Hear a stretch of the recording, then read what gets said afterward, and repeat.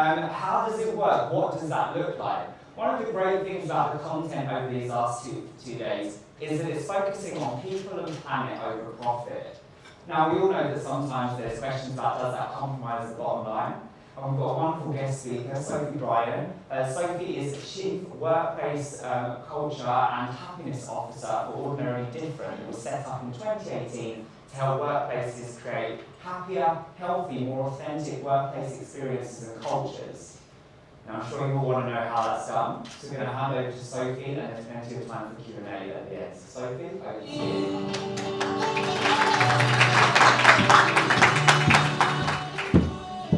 Thank you so much, everybody. What a lovely way to start the morning talking about happiness. That will be so much joy. And as Neil said, what a sexy job title I have got, Chief Happiness Officer. So what is all that about? Okay, so before I talk about what it is to be a Chief Happiness Officer, what it means in the modern context of work, I've got a couple of questions for you. So raise your hand if you like the idea of having raving fans as your clients. Clients that love you, adore you, want to keep coming back, and your other hand straight up there. Right, wonderful. I think we've got the general consensus. We all want a little bit of that. Okay, raise your hand again for me if you like the idea of having raving fans as your employees. The ones that go home every day from work and they can't wait to tell their partners, their family, whoever they live with, what amazing work they've done today, how much they enjoy their job. We all want a little bit of that, don't we? We want those customers that want us, and we want employees that want us. But what's the reality of that right now? What's going on for our employees right now? So, you may be experiencing issues with pay creep, pay demands, pay getting higher and higher and higher. Then your ability to start making more money becomes even more important in your organisation. You may have retention issues. How many of you here are suffering with people moving around in your organisation, losing people? Yeah, it's happening everywhere, not just in this industry, it's happening everywhere. How many of you have seen mental health issues on the rise in your organisations? Some of you may be feeling that yourself right now. So if we put all that into context, we want to make people happier, healthier, more productive, more purposeful at work, and we want to have these customers that keep coming back to us time and time again, raving about us, there's one way to solve this, and that's to start talking about the pink fluffy stuff. Now, who doesn't want to talk about the pink fluffy happiness, right? And so for so long, 5 years of me being in my own organisation, running my own business, I've been talking about the importance of happiness, and people kind of recoil a little bit when they hear that. How many think, is there really a space for happiness in a corporate context? Does it really have an impact on the bottom line? Well, this next hour, I'm going to show you how it does. I'm going to show you how we can start bringing happiness into the workplace, making that priority. Because when you do that, when you have happy employees that are motivated, that are engaged, that love what they do, that almost talk about skipping to work every day, when you have that, you have your customers magnetically drawn to you. It's almost impossible to have really happy, high-performing people, but have customers who don't want you. That kind of doesn't correlate, but it does go the other way. So if you have demotivated, disengaged employees who really don't give a damn about what they're doing, your customer is definitely going to feel that. And I'm pretty sure you already think of some brands where you can feel that happening. Where you might walk into a certain store and know you're going to get bad service. You know that service agent at the till is not going to look up and make eye contact with you when you go to pay for your, lots of nods around the room. I'm not going to name names today as much as I'd like to. But you know that, and that is as a result of them being demotivated, disengaged, and unhappy at work. So if we shift that, then things start to change. So, a little bit about me. So Neil's already told you a wonderful introduction, so Neil, thank you so much for that. But just to put this into context, how I got to this point, talking about happiness at work, why it's so important, is that I spent the past 20 years of my career in HR, workplace culture and leadership. And the final role I took before I quit to start my own business was in a head of workplace culture role and then moved into director position. And I could just see so so much discontentment in my organisation. It was a small organisation, only 500 staff, and we were social housing, so we were part private but part public, and I could just see day in, day out how work was sucking the joy from people. Now, to be in charge of that is a really horrible place to be. I was in charge of sucking the life out of people. That was horrible. I really, I'd want to come home and just shower myself of all the negativity that I'd seen that day. If any of you work in HR and had to deal with any HR issues, you'll know the complexity of dealing with people. Day in, day out, people having to go through grievances, disciplinaries, bullying and harassment cases, people suffering with mental health, people who've got cancer who I had to dismiss because they had gone past their 1 year's ability to access our pay provision. It was soul destroying. And so I thought, well, I can't carry on like this. I can't be the person who's responsible for ultimately taking joy away from people. So what's the opposite of that? The opposite was stepping into being chief happiness officer, which thankfully is now the complete opposite side of the story, where it's now my job to go into organisations and figure out how we give people joy, rather than take it away from them. So that's where we're going to go today and what I've got to share with you. So, let's talk about the reality then of unhappiness in the workplace. Yeah, I love the look on your faces looking at this statistic. So, this is a piece of research done by Gallup poll, really famous piece of research. They do periodically. They did one 5 years ago and they've just updated it during the COVID pandemic. And it found that internationally, so globally, 87% of employees are unhappy at work. Does that shock you? It's a really high number, isn't it? Incredibly high number. And the main reason for that, we may delve deeper into what is the source of unhappiness. It was that people felt like they were just being treated like a number. The bigger the organisation, the harder it is to ensure happiness, right? Because you get further and further away from the individual. When I was in my organisation, 500 people, I knew everyone's names. I knew a little bit about their personality. I knew who was married, who had what children, who used to go to pottery class on a Monday evening. I knew that kind of information. But the bigger the organisation gets, the more that person turns into just being payroll number 553. And so what the people who were involved in this survey were saying is that's exactly what's happened to them. The human experience has been engineered out of their job. And they're almost coming into work doing something robotically without having any real consciousness around what they're doing.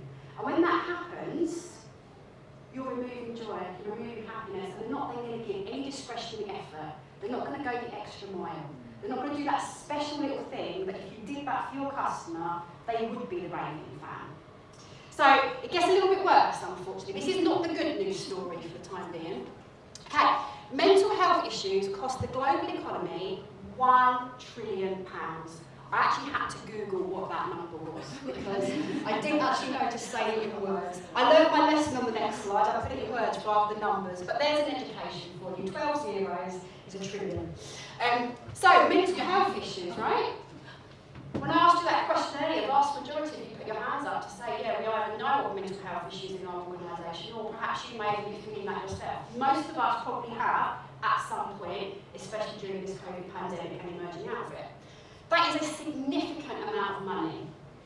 Now, I'm not saying that that is to do with the workplace.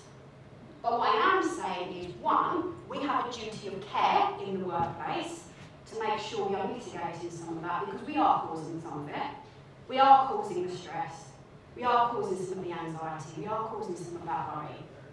I've got a friend who works for Jules, the clothing company, who you may recollect a few months ago they announced, it was November time, they were going into administration. And she's been left on tenterhooks, not knowing whether the store that she manages is going to be staying open or closing. And they're being very cutthroat about the process they're going through. They're literally picking up the phone and saying, your store is closing as of 12 o'clock today, go put this on the door and walk out the building. She hasn't been affected yet, but what do you think that's done for her mental health? Not knowing whether she can provide for her family next month, whether she can pay the mortgage. No compassion coming from her employer whatsoever as to how she might be feeling. It's all of those circumstances that feed into this £1 trillion. But equally, It's not having access to your manager to go and have that off-the-cuff conversation. Neil, I'm not feeling quite good at work today. I'm having an off day. Sure, sir. Let's have a coffee. Let's sit there. You do that for me, didn't you? For sure. I know. But it's those types of conversations that we're often not having. It's because we haven't created the safe space for that to happen, and I'll talk about that in a moment. But it is our duty, in whatever capacity we're in an organisation, to make sure we're playing our part in reducing this. Okay, next one then. So only 21% of the world's employees are engaged at work. 21%. Now, this is a global statistic, but when Gallup did this in 2017, I had the breakdown for the UK. Would you like to know what the UK was back in 2017? 9%. Wow, that's my That's incredibly serious. 9% of people at work in the UK, 70,000 people surveyed, 9% engaged at work. So that means, if we go back to this current data, that 79% are disengaged. And you know, I said to you, you know the brands, you know the shops you walk into, no one makes eye contact with you. Perhaps if it's a clothing shop again, not naming names, but it's a little bit like a jumble sale because no one can be bothered to put things on the right hangers. You go into the changing rooms and there's all the tickets and things all over the floor. That's the result of disengagement. So, let's talk about this disengaged bit for a little bit, because you'll be hearing these terms in the media a lot. Who's heard of the Great Resignation? Who's heard of silent quitting? That is in essence what this disengagement is. So what's happening is, people are coming into work, doing their job for the sake of money. They're not doing it because they're engaged in the job, they love what they do, they're in a sense of flow. They love being with the people that they work with. They love the purpose and the cause of the organisation. That is not what they're there for. Most people right now that fit in this gap here are too petrified to move because of the recession. Those that have got the guts to move, that fall into the Great Resignation, they're like, oh yeah, we're getting out here, I'm not thinking of this. And actually that's why we're seeing a big rise in entrepreneurship right now, especially amongst the Generation Zs, because they're side hustling right now. They're all creating their own little micro businesses, so when it gets to the point where they cannot tolerate being in this organisation anymore, they can go off and they can earn their own money doing their own thing. That's how I started my business too. Because I became one of these people. I became a silent quitter. I turned up to work, I did my job, and I went home again. I almost had to switch it off. I almost had to switch off the consciousness of, here we go again, here's another person turning up in my office who hates what we do and hates working here and is unhappy, and I've got to dismiss them. I had to turn that off. I couldn't be consciously me, and that's what's happening with our silent quitters. They're not consciously engaging with work anymore. And you're definitely not going to get raving fans from those types of people. So, 79% of people fall into that category. So, let's put this into money. Do you notice I didn't put the zeros up this time? I just thought that might be too much for you and me. So, this costs the global economy £7.8 trillion in lost productivity. So, what makes me laugh about this is you've probably seen lots going on in the media, especially over the past 2 years, about people working from home, can we see them, this hybrid working, we don't know if they're doing their job, can we trust them? In fact, what we're going to do is we're going to keep checking Slack and we're going to keep checking Teams and see what time you've logged on and what time you're logging off, because we need our people to be productive. We're having conversations about how long someone is spending sat at their desk at home while they're putting their dishwasher on and hanging out their washing, right? That's the conversation that's going on. But the real thing that needs to be going on here is people wouldn't be doing those things, wouldn't be on social media, wouldn't be doing their side hustle when they should be working, if they were fully engaged in their job. If they loved their job, and they were happy at work, and they felt well supported, and they knew they were playing a part in something bigger than themselves, they wouldn't be spending 3-4 hours a day on eBay. Would you? If you all loved your job, would you be sitting there trying to start a side? No, you wouldn't. You'd be fully immersed in that. So the real conversation here about productivity is not about let's tighten the restraints on people and pretend we don't trust them. The real thing around here is let's increase happiness and joy at work. That's what's going to change it. And so when people say to me, well, I don't understand, Sophie, how the pink fluffy stuff, this happiness business, how does that have any impact on the bottom line? Look at that number. It's going to be different in every organisation. But you could figure it out. You could figure out how much the level of disgruntlement and dissatisfaction in your organisation is costing you. And yet, the solution to it comes relatively cost-free. It takes a bit of time, but I'm not asking you to go out and in order to create happiness in the workplace, you need to go and buy £2 million worth of this. It's just about conversation. It's about connection. It's about making people feel special. It's about taking away employee number 553 and saying, hey, Joe Harris, I see you today. Come and chat with me. What's going on? How can I help you? How can I support you? Simple, simple stuff. Simple, not easy. As we'll explore as we go through. So, when we talk about engagement, so I was saying this word, how many people are engaged? 21% are engaged, and then a very big number, 79% disengaged. Why? What's the word engagement about? So, I split it down into 3 areas. So, people that are in this engaged space, this is what's happening for them. They are fully immersed in the leadership of the organisation. They understand the mission, the values, and they understand their attachment to that.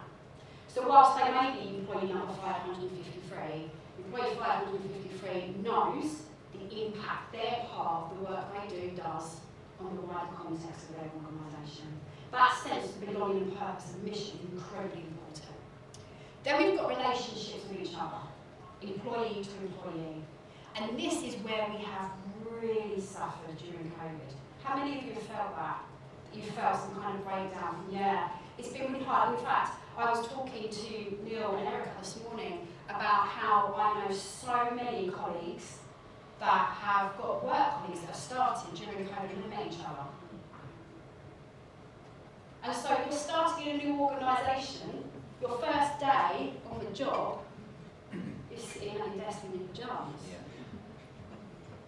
You haven't got those water cooler moments. You haven't got, oh, hi, I'm Sophie, I'm new here, so what do you... None of that. A lot of that has gone, and we're trying so hard to rebuild that, but this is where so much of the happiness piece is missing now.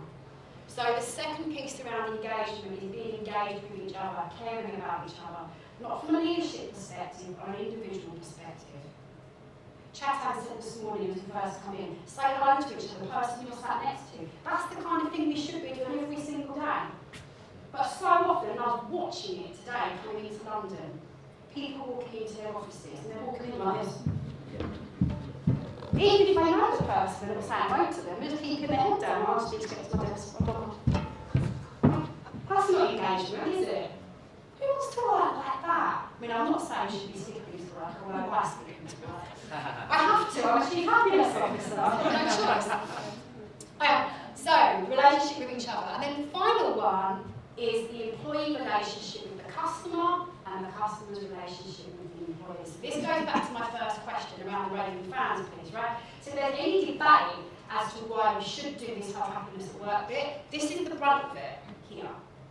You don't have happy employees, you don't have happy customers. Simple as that.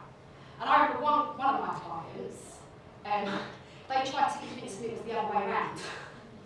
Happy customers equal happy employees. I don't think so. Where does this start? So, the relationship, the employee experience, the EX, with your customer experience is the combination we're trying to work towards. This is the ultimate bottom line here.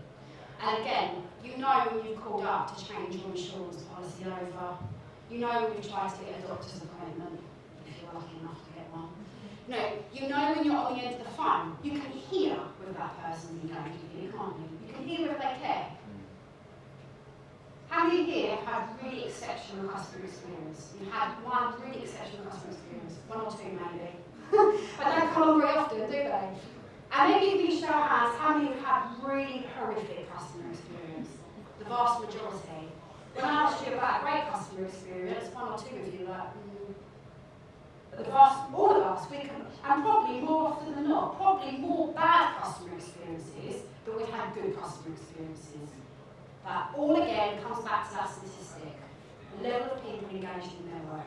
It's simple. So that's what engagement is when I talk about it in that context, all three of those spaces, which means 79% of people aren't having those needs met in that space. Okay, so let's talk about, let's get down and dirty with the pink word then, shall we? The pink, fluffy happiness at work. So, think of a time when you were happy at work.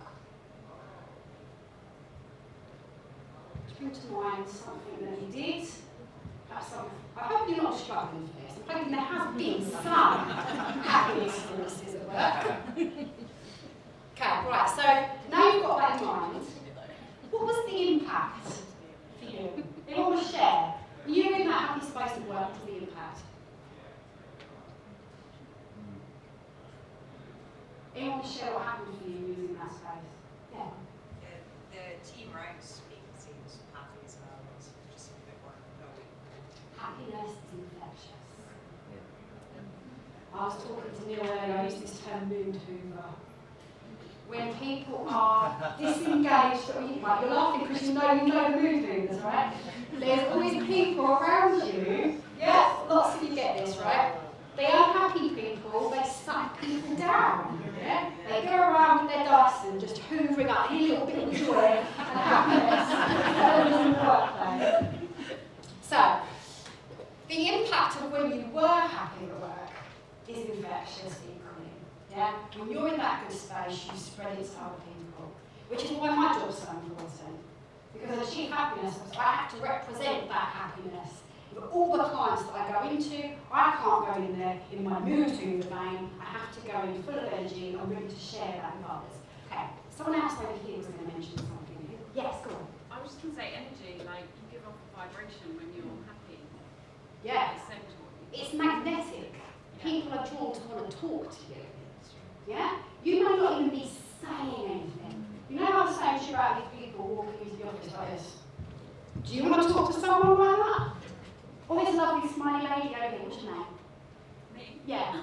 Zoe. Zoe walks into the office and she's like, I'm going to have a wonderful day today. All is good in the world today. Right, she's making eye contact with me, she's not looking at the floor, she's smiling, her body language is open. I'm going to go and have a coffee with Zoe this morning.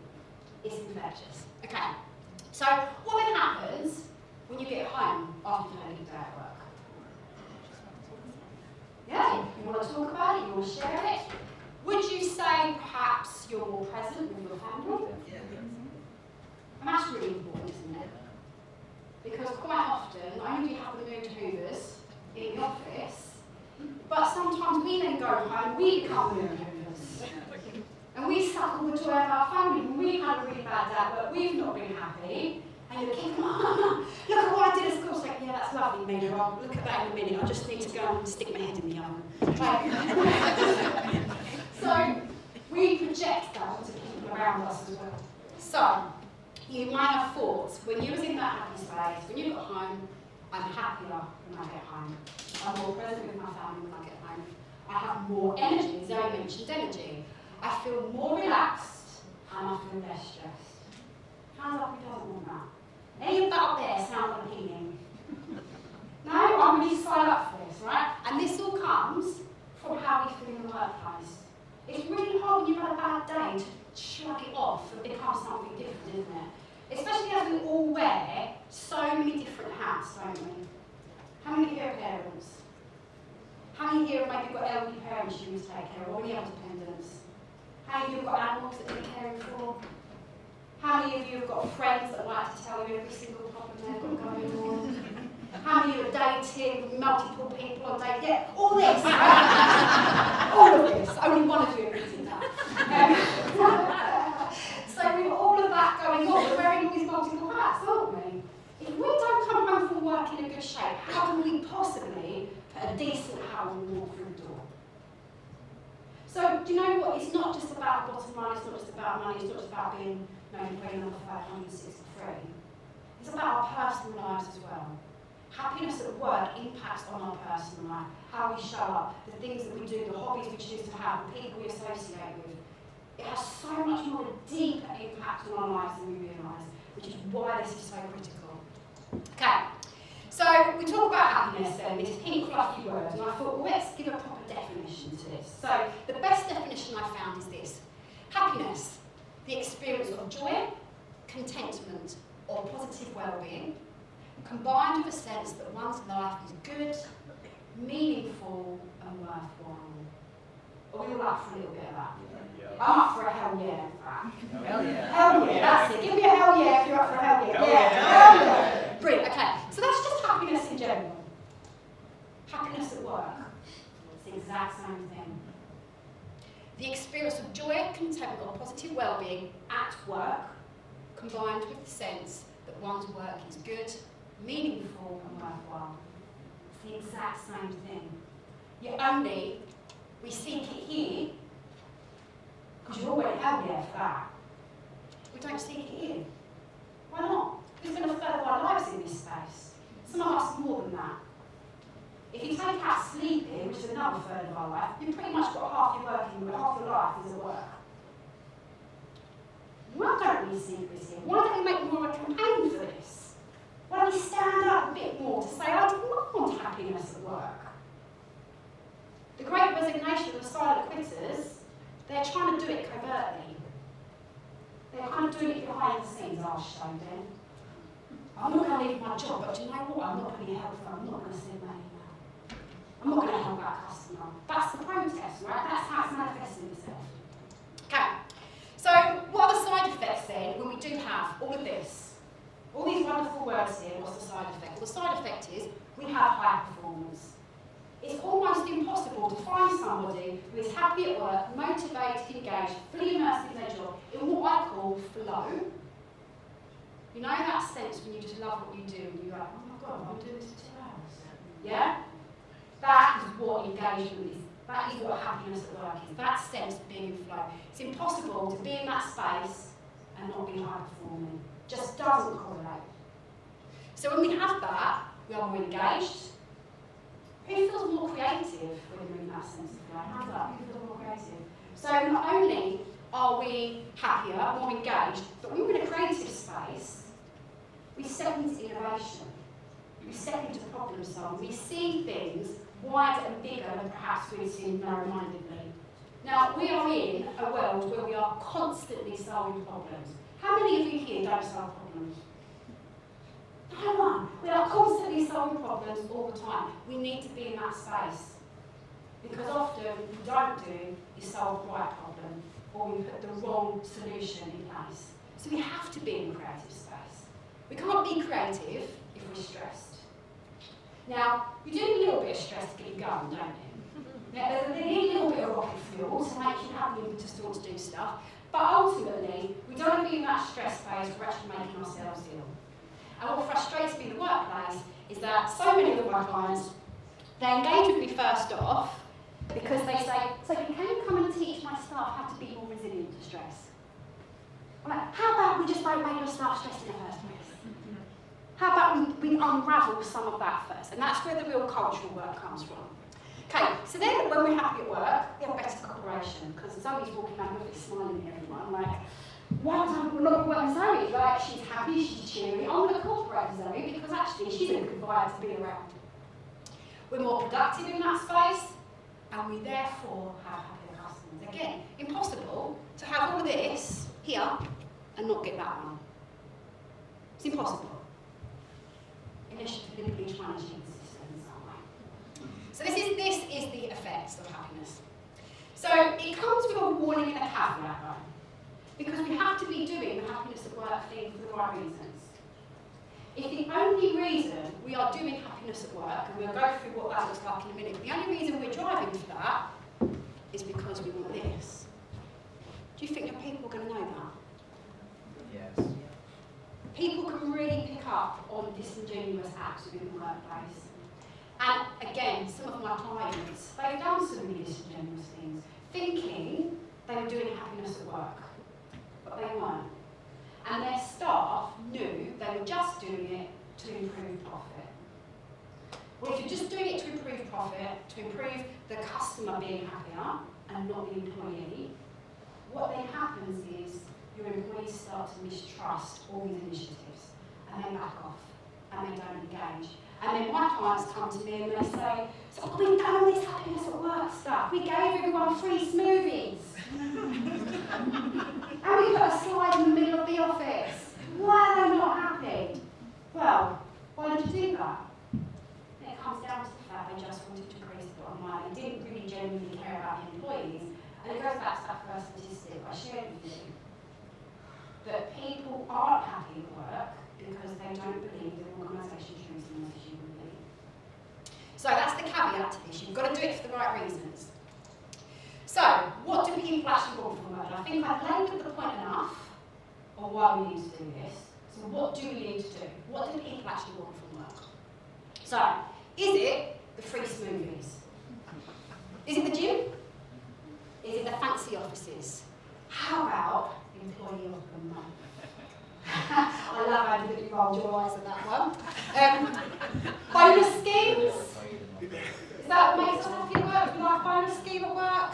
Do you like the team building events? Everyone come on, artificially make you happy.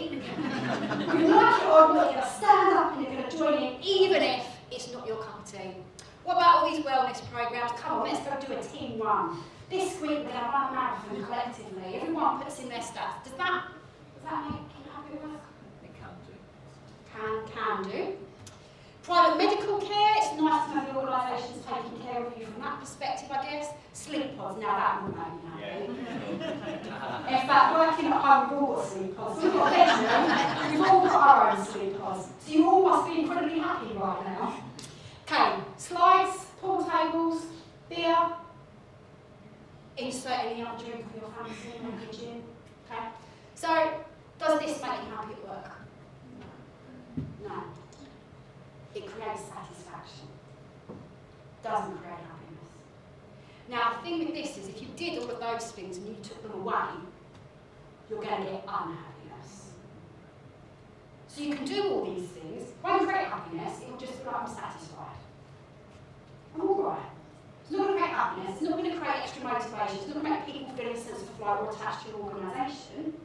But yeah, but do you know what? I don't mind free smoothie. I'll go pay for lunchtime. I like the fact that I can get a doctor put when I need to, and I can get my scans done free of charge. Yeah, I'm up for that. Doesn't seem to make me happy.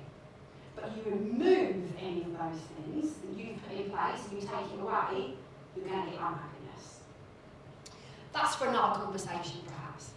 So these create satisfaction, not happiness. So what does create happiness? So I've put this into the most simplistic terms I can give you to make it easy for you to remember. So we've basically got 2 R's, 2 P's, what I would call RP squared. So that's your takeaway today, RP squared. So people want results, they want relationships, they want play, and they want purpose. So let's dive a little bit deeper then into what each of these means. So results. They want to know that they are making a significant contribution in whatever that space is. How soul destroying is it to go to work and feel like you are making no impact whatsoever? To go to work and feel like you're giving all this energy away, but you don't see any fruits of your labours whatsoever. That's soul destroying. That's enough for someone to say, that's it, I'm off. Just that one thing. So, visible outcomes, knowing that you're contributing to something, knowing the part you play, absolutely critical. Having the resources that you need when you need them. Now, this is becoming quite a difficult one, particularly in the public sector. If we think about the NHS, they don't have the resources they need when they need them. So this is a big source of unhappiness for them because they haven't got that in-time ability to access what they need. Developing yourself, access to learning, self-led learning and corporate-based learning. It doesn't have to be a big, wonderful, out-of-the-box training course. This can simply be having a mentoring relationship with someone, having a coaching relationship. This could be, oh, I'm just going to watch a YouTube video on this. But it's definitely having some sense of progression that you are developing yourself in the organisation. Autonomy and ownership is a critical one, and this is the one that we've seen tested the most when it happened with COVID. We all went hybrid, and Organisations went, oh my God, I don't trust my people. I don't know how we don't trust our people, because I was trusted to carry a child for 9 months, give birth. She's 10 years old now. I've kept a 10-year-old alive. Not only have I kept a 10-year-old alive, I've managed to get myself 2 mortgages. I've owned 2 houses in my 38 years on this planet. I've been to countless continents on various different holidays, and we all know how much planning it takes to get you and your husband on a plane to some lovely hot country. No, it's not a simple or easy process, is it? Right? We can all do that, and we're all trusted to keep little humans alive, you know, get ourselves into hundreds of £1,000s worth of debt, pay it back, fly ourselves around the world, but sit at your desk for 7 hours. Don't know if I can trust you to do that. Can I trust you to do that? I don't know. So the irony is that as human beings, we are trusted to live our lives and do quite complex things in complex situations. When it comes to work, we take that away and we start putting all these rules and procedures in place because apparently we don't know how to be human or how to behave ourselves. The irony of it is, when you start to take away all those rules, people behave better. It's because of those rules people play out, not because you put them in place. So the more autonomy and freedom we can give people, and what I call freedom and boundaries. We are not talking about let's just go running around an organisation naked waving flags around. That's just chaos. We don't want that. But what we do is we want freedom and boundaries. We want to be able to set the context of this is what we should be doing, this is how much money we can spend, and these are the expected behaviours. Now go through the boots. And the organisations that do that have the highest performing people. So this is what we want. How many of you like the idea of having autonomy and ownership? Yeah? It's a big one for me. The sense of freedom is massive for me. Unfortunately, in my organisation, I couldn't have that, which is why I've started my own business. And now I've got as much freedom as I like. Feedback, really critical. So, in my experience, working in my corporate career and now working with my clients, this happens far too late. This happens at the 6 monthly appraisal. Well, what use is that to me 6 months after I've done the thing? Whether it's Sophie, you know when you delivered that micebook talk, when you swore on stage? Yeah, you know me, I swear a lot. Well, my best next time you do a keynote speech, you don't swear on stage. Well, 6 months ago, thanks for telling me, I've done 7 since. That's useless to me, right? In the same vein as, say, that talk at the micebook EXPO, you absolutely smashed it. Keep doing that. That was 6 months ago. Thank you for telling me that. Right, that would have been more helpful if you told me that in time. So feedback has to be in time. The moment you experience it, you need to get that feedback to that person, and you need to receive it. And we don't have to put structures around this feedback either. So quite often I would hear managers say to me, oh, I'll raise it in there one-to-one in 2 weeks' time. Why do I wait for one-to-one? What's it got to be diarised? Why can't I just walk up to Neil and I say, Neil, you've got 5 minutes, and off we go, job done. We haven't got to build processes around giving people feedback. The reason we do that is because we're fearful, because we've never been trained how to give feedback to people. So, feedback is absolutely critical. The next one then, relationships. And we've touched a fair bit on this already around relationships. We know how important that is. How many of you have had or have a best friend at work? There's even such a thing now as work husbands and work wives. Anyone got a couple of them going on? Yeah? Okay, so when people have work husband, work wife, work best friend, their performance increases by 27%. This is how important this relationship stuff is. And do you remember that slide I showed you around those 3 levels of engagement, that second one about relationship between each other? That's why this is so key. So know when you go to work and there's someone who's got your back. Oh, Yeah? When the shit hits the fan and you just want to run to the toilet and cry or punch a hole in the drywall, whichever one you're feeling in that particular moment, you know there's that person who you can send a quick message to and say, have you got a minute? That is invaluable in the workplace. So a sense of connection, a sense of belonging, that you align, your values align with the value and mission of your organisation. There's an organisation I worked for whose values I didn't align with. They were completely acting to who I was as a person. And so I didn't feel a sense of belonging. And therefore I didn't feel engaged. And therefore I became demotivated. And therefore I wasn't in a state of flow every day. So, sense of connection with each other, but connection with the mission of the organisation as well. Good relationships with leaders. Now, this is where I'm talking about the leaders coming to you and having dialogue with you. When was the last time you was asked by your leader, how's things going? Brilliant. Doesn't happen very often. But that sense of dialogue needs to happen coming downwards. Quite often what happens is we use hierarchies to filter out information. We tell that information to our manager, they then drive it off to the next corporate meeting and maybe it gets spoken about there and it might, but we just play a game of Chinese whispers then because what you said and what you meant back then actually isn't what gets heard here. So good relationships with leaders is critical, and this is where the leaders are being called upon to be more visible in the organisation. Psychological safety, who's heard of this term? Anyone know what it means? I won't ask you to explain it, don't worry. Got a few ideas. Okay, so let me dive into psychological safety then. So, do you remember there was a few aeroplanes, Boeing 747s, that went down mysteriously? Big controversy. In fact, Netflix have now produced a documentary about what happened to those aeroplanes. Those planes went down because there were several contractors working in that organisation who saw a problem, but because there was such an institutionalised sense of bullying in that organisation, they could not come forward and say, there's an issue with that team over there. So those planes took off, but these people knew those planes shouldn't have taken off. That is a lack of psychological safety.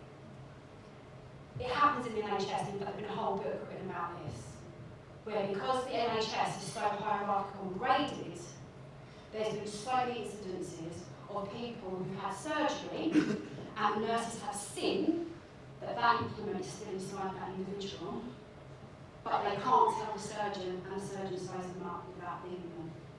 Countless, I can't even tell you how many circumstances, that is the lack of psychological safety. They don't feel safe to come forward and tell someone more senior that isn't right. And it's happening around us all day, every day. This is one of the biggest threats in an organisation, the biggest. If your people or you see a mistake and you think, oh, I've got to say something about that. If I do, I might lose my job. What you're asking people to do is play with their own lives.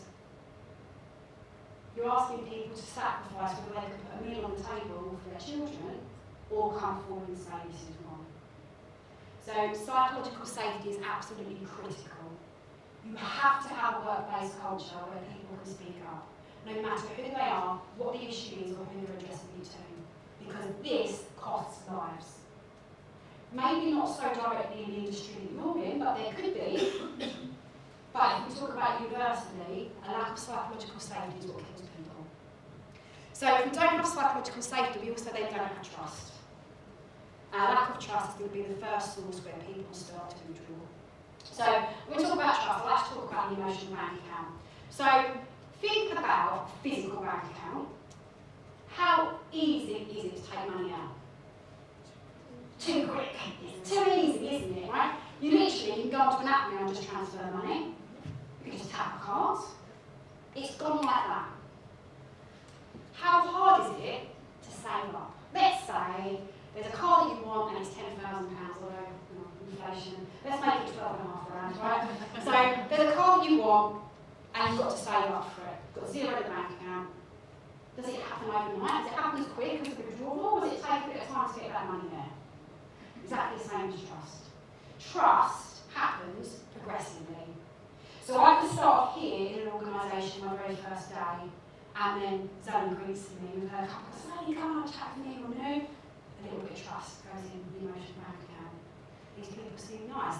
This organisation is giving across what it says it is. And then I meet my manager, and my manager is really helpful and supportive. Well, yeah, I think I can open up to my manager. They seem really helpful and supportive, this is good. And so you're going through your organisation life cycle, building up that trust. It takes a long time. And even when you're halfway through that trust, you're still not fully trusting of the organisation, because there's still a big path to go yet. Then the organisation decides we're going to do a restructure. We're going to put all into a room, we're going to tell you whose jobs are at risk. But we're not going to do it in a way where we are supporting you and taking you off one by one and saying, Vicky, how do you feel about the news? Is there anything I can do for you? Is there anything I can help you? No, we're not doing it like that.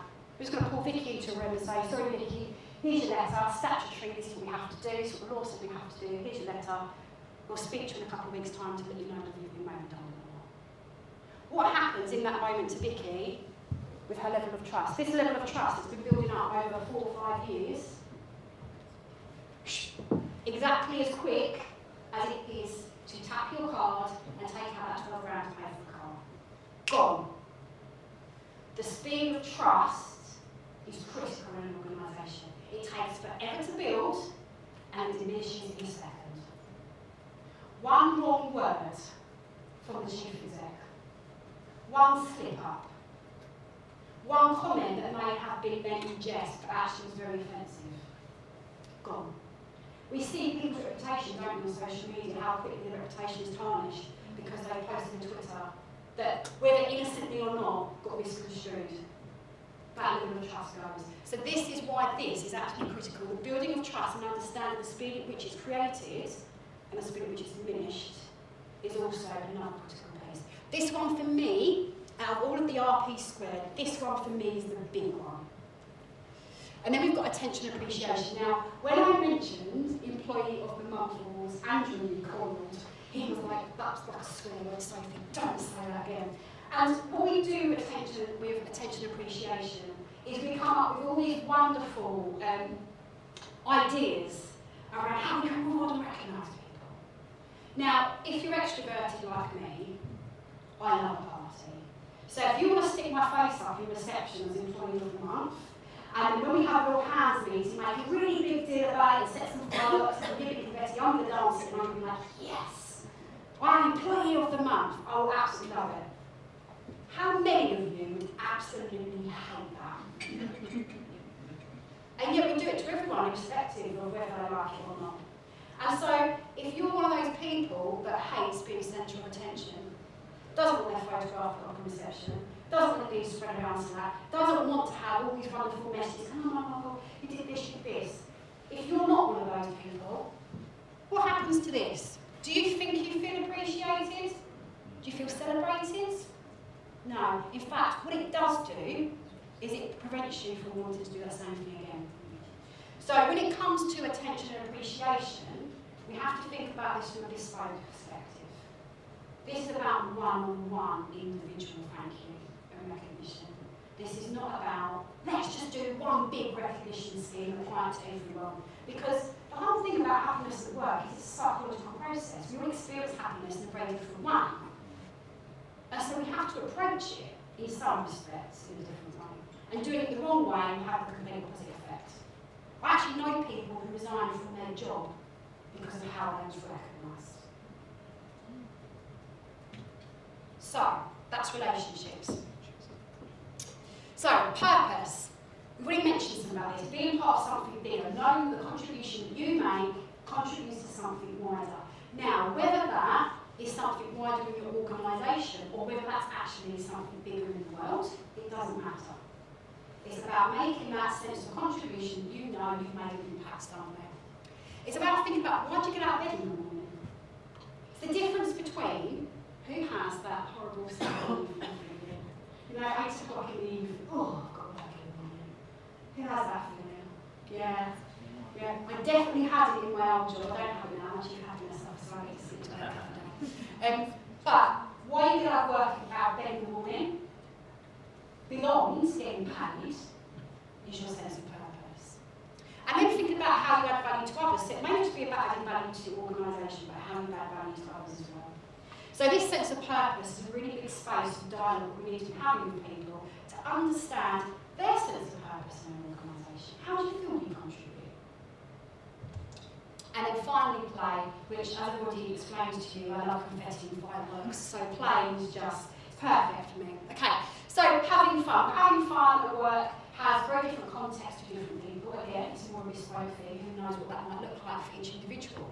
However, would you agree that having fun at work, having a laugh with someone, is what makes you feel good? Yeah? It's important, and actually what we do in organisations is we engineer fun out of it. I was actually walking past all the skyscrapers coming from Liverpool Street thinking, yeah, someone's been around the mood who in that organisation, there's no fun going on there. So, I already mentioned to you about pool tables and slides, you know what it is. Yeah, that might fall into fun. But what we're talking about here is collective fun. Having fun with each other. So one of the things that I've done with my clients and in my previous organisation was when we were doing a big strategy rally, was basically setting the vision for the next 5 years for our organisation. And as I mentioned to you, with social housing, so a lot of what we could do, our hands were tied because a lot of it was government funded, some private, but most government funded. So people got a little bit disheartened with our strategy meeting because they're like, well, surely it's the same thing every time. It's like there's not a lot we can do, the money's the same, like we can't really. And I was like, no, hang on a minute. I came into work with a box and Lego, put it on my desk and said, right, let's create a village of what we want the future of this organisation to look like. And what do we want our customers to experience when they live in our properties? And I wish I'd put the photographs up on this, but we had cruise ships, we had Ferris wheels, we had fun fairs. And when you then started talking to some of the directors in the room about, well, what's the vision you created here? They came alive with their own personal stories of how they feel living in their neighbourhoods and what they want for the residents living in ours. Those conversations would not have happened had we not have sat and played with some Lego. It would have been a boring half an hour's conversation, well, shall we just stick with the same 10-year plan and have the last 10 years? Yes, let's sign it off we go. So that sense of having fun can come into any dialogue. I've done it with some park rangers and street sweepers in London, the London Borough of Lambeth. And we played with clay. They were inarticulate, they couldn't read or write properly, they didn't speak English the first language. How could I communicate with them? Through fun. And we've got the message across of what their new strategy is. So any of you who lives in the London Borough of Lambeth, do expect the park to look absolutely exceptional. Anyone here live in Lambeth? Okay, few. I'm off the hook. Okay. So there's elements of fun that can be found anywhere.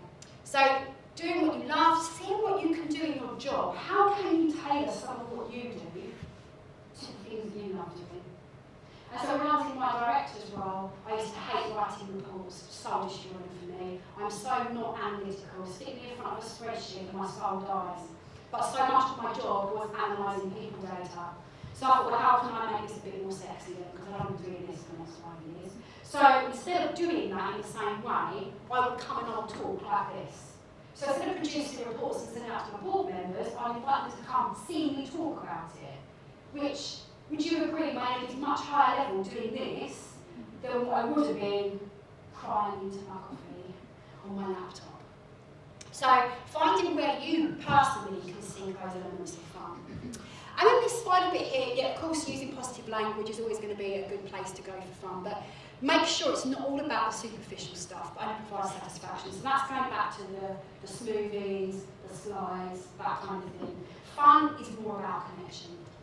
Okay, I think I'm about to run over time. So, quickly then, where do you all start? Now I've given you 3 for 4. Here are my quick takeaways for you of how you can start either finding happiness for yourself or going back and talking to your teams about this, and if you're leaders, what you can start doing as well. So 1, ask your people often. How many of you have ever been asked in your organisation, how happy are you? Small group of you, okay. So what I'm saying here is, we should be asking this question every month. How happy are you? Simple question to ask. You can do it 6 monthly with an engagement survey. That's wonderful. What happens with that is it takes 6 months to analyse the data. So at which point you've got the results, you're actually 6 months out of date. So I suggest doing little pulses. And so what I do in my organisation, I have my clients doing, is I have them sending out 5 short questions. It's literally 3 smiley faces. A red face, a green face, around the face. How happy are you? On a scale of like 1, 2 and 3. And then you haven't got to sit and analyse that, because you just know about happy faces. Oh, we've got 15,000 happy faces today and 3,000. Right, okay, well, things are looking up this month. What did we do? What's going on? So ask your people and get that narrative behind them. Start tapping into people that are giving you these results to find out what is making them happy and what's making them unhappy. Once you've started that dialogue, empower your people to drive the happiness agenda. So my job as the Chief Happiness Officer is to head up happiness. In organisations that I work for and in my previous organisation, but I can't do that all by myself. That's too big a job for me. As much as I love it, I have to distribute the love to other people. So, empower other people to jump in on that with you. Get happiness ambassadors, happiness change ambassadors. Start setting up groups where you're getting that feedback coming in and people are saying, well, actually, one thing we're really unhappy about is how leadership communicate with us. Well, set up a group of people to figure out what needs to happen differently. What you do not want to do is do all this hard work and then go and have a little secret school conversation over here with your leadership. Because that's often what happens. The leadership gets to decide what they do with those results, not the people. If you do that, you're going to find you don't get what you're after. You don't get what you need because you haven't actually used the employee voice to drive that. Thirdly, implement a CHO, of course. We all need CHOs. Now, we don't need to undergo lengthy qualifications and have a list of credentials to be a happiness officer. If you like being around people and you genuinely care about people's happiness, that's the credentials. That's all you need. You just need someone in the organisation to be the ambassador for that. It could sit within HR, it could sit within finance, it could sit within someone at the bottom line or the top line. Doesn't matter where this sits in the organisation, but someone who is flying the flag and saying, your happiness is important to us as an organisation. And you need to have someone like this to be the champion, because what happens when you don't have that sponsor or something? It just becomes a token thing, doesn't it? And the emphasis gets lost, the energy behind it gets lost. This is the person who's going to go, oh, did we forget to put happiness on the meeting agenda? Oh, there's a meeting, let me go and talk to them about happiness. Like, you're constantly running around the organisation looking for those moments to talk about happiness in the organisation. So, try and implement some kind of role in the organisation, someone who's an ambassador for that. And then finally, talk about happiness internally and externally. So this is really important for you and your clients, because this stuff is affecting them as well. It's affecting all of us. So when you're thinking about having your events, your conferences, where might there be a space to talk about happiness? If it's an employee conference, could you be speaking to your clients and saying, should we maybe put this on the agenda? Might this be a worthwhile conversation? This might help solve the problem you've got going on over here. So think about that in your own dialogue, in your own organisation, but also think about what you say to others. And this is the final one, is thinking about your own happiness. So a lot of this I've been talking about from big corporate level, of what organisations need to do, but what do you actually need? What do you want from happiness at work? How often have you asked yourself that question? Good. What do I need in order to be happy? Because if we don't ask ourselves the question, how can our organisation possibly know that? So I guess I'm kind of, as a CHO, passing out the magic to you all now, for you all to take control of your own happiness in the workplace. If there's something that's missing for you, then it's for you to then go to the organisation or find that yourself and say, right, well, this is what I need, because we remember the quote from Freddie Finn about what happiness is. And we don't do it for ourselves. And happiness certainly isn't done to us. So we have to create our own happiness as well. It's not just down to the organisation. And that's the end of my talk. Thank you very much, everybody. This QR code here will take you to my TED Talk and to my podcast, if anyone is interested, as well as all the other stuff that I put out on social media. So if you'd like to stay in contact with me, because we all know relationships is good for happiness, then do feel free to contact me. Thank you so much, everybody. I immensely enjoyed myself. Go and have a good happiness.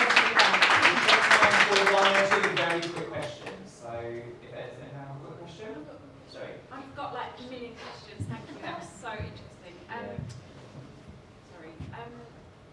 I see a lot of people in the industry that absolutely love their job. Like they are happy, but one of the biggest challenges is overwhelm. Like, can overwhelm and happiness coexist? Sometimes happiness is what causes the overwhelm. So yes, they can exist, and sometimes they are the catalyst for that.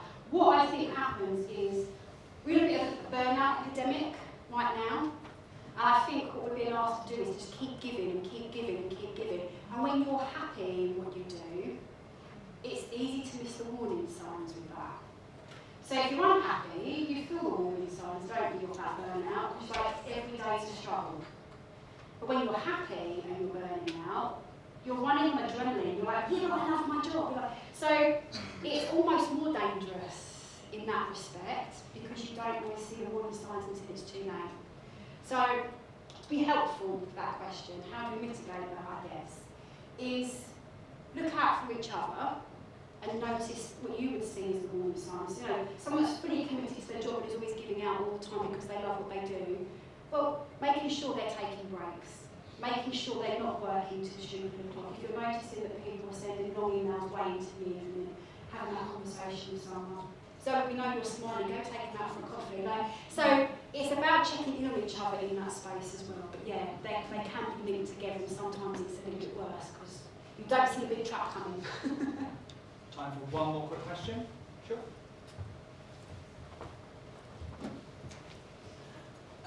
In terms of toxic workplace culture, if you did have, so in my view, there are more toxic managers and toxic teams than there are toxic companies in general.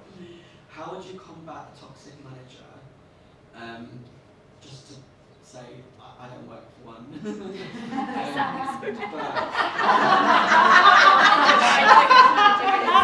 so glad you prefaced it with that. What would you suggest if anyone's in that situation? So, how do we go on toxic managers? Okay, the quick one for that is you have to speak up. Whether you speak up to that manager is a completely different matter, but you have to raise the issue somewhere else. Someone has to take responsibility for raising that toxicity because it's not just happening to you. If that manager is a toxic manager and they're creating a toxic culture, you know I was saying about mood hoovers, they're spreading that toxicity to everybody. And so you then have all these people that are kind of recoiling and not saying it, and then it ends up becoming a bullying relationship. And then no one speaks up, and by no one speaking up, that manager gets away with it. And actually what quite often happens is that manager gets promoted, and then gets to spread it even more. So we need to take responsibility for that. If we feel that we are working with someone who is toxic, that isn't supporting us, that is stepping into that bullying space, you have to go to HR, you have to go to your wellbeing champion, you have to go to your CHO, whoever that might be, we have to speak up about that because it's not just happening to you. The bets are it's happening to everyone else. So that's my quick answer. If we had an hour, I could produce a whole slide deck on it, we don't. But I think taking responsibility for ourselves and trying to make change happen isn't just for your own benefit, but it's for everyone else as well. Thank you so much. How many people needed that? Yeah. How many people love the term mood hoover? Right.